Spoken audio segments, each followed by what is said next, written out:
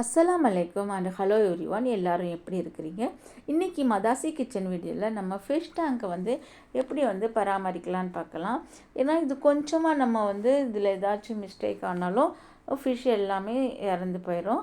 அதனால் நம்ம எப்படி இதை பாதுகாக்கலாம் அப்படிங்கிறத இந்த வீடியோவில் நம்ம பார்க்கலாம். இந்த ஃபிஷ் நம்மளுக்கு இந்த நிறைய கடையில் இன்றைக்கி இப்போல்லாம் நிறைய கடைகளில் இந்த வியாபாரம் பண்ணுறாங்க. இது ஃபிஷ்ஷோட மோட்ரு. இந்த மோட்டரில் நம்மளுக்கு எல்லா இந்த டஸ்ட்டு எல்லாமே அதில் போய் செட்டில் ஆயிரும். அப்புறம் நம்ம அந்த மோட்டரை எடுத்து நம்ம கழுவும் போது நிறைய டஸ்ட் இருக்கும். அதை நம்ம க்ளீன் பண்ணிடணும். அப்போ எப்போவுமே நம்மளுக்கு டேங்க் க்ளீனாக இருக்கும். அப்புறம் இந்த ஃபிஷ் என்ன பண்ணணுன்னா இந்த எல்லா பாசி இருக்குது இல்லைங்களா, இந்த தொட்டியில் உள்ள எல்லா பாசியும் அது சாப்பிட்ரும். கொஞ்சமாக தொட்டியில் இந்த மாதிரி கண்ணாடியிலலாம் பாசி ஏதாச்சும் டஸ்ட்டு பட்டுருந்துச்சுன்னா அது சாப்பிட்ரும்.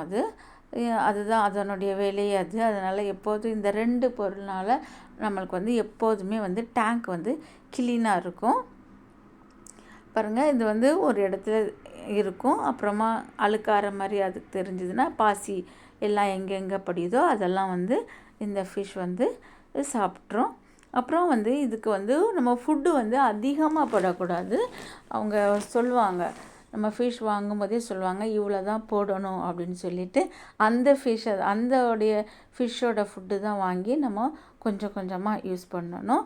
அதிகமாக போடும்போது அதனால் ஜீரணிக்க முடியாமல் நிறைய ஃபிஷ் டெட் ஆயிரும்.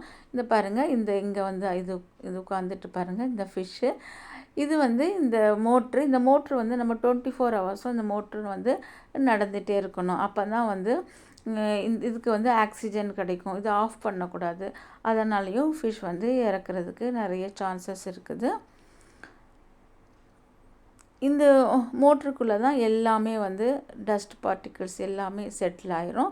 அதை நம்ம தொட்டியை க்ளீன் பண்ணும்போது அதையும் எடுத்து நம்ம எல்லாம் க்ளீன் பண்ணிவிட்டு அப்புறம் செட் பண்ணிக்கலாம். அப்புறம் தண்ணி 30% வச்சுட்டு தான் நம்ம மித்த எல்லாமே தண்ணியும் நம்ம எடுக்கணும். ஃபுல் வாட்டரையும் நம்ம எடுக்கும்போது அந்த ஃபிஷ் வாட்ரு வேறு புதுசாக வாட்ரு போடும்போது அது பயந்து அது இறக்குறதுக்கு நிறைய சான்சஸ் இருக்குது. அதனால் 30% தண்ணி வச்சுட்டு நம்ம டேங்கை க்ளீன் பண்ணணும்.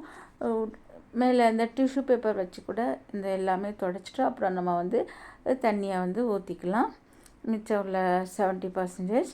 இது ஃபுட்டு, இந்த ஃபிஷ்ஷுக்குள்ள ஃபுட்டு. நம்ம நிறைய இதை போடக்கூடாது. மார்னிங் கொஞ்சம், ஈவினிங் கொஞ்சம் போட்டால் போதும். நீங்கள் ஃபிஷ் வாங்கும்போதே அவங்கக்கிட்டே எல்லாமே டீட்டெயில்ஸ் கேட்டுக்கலாம்.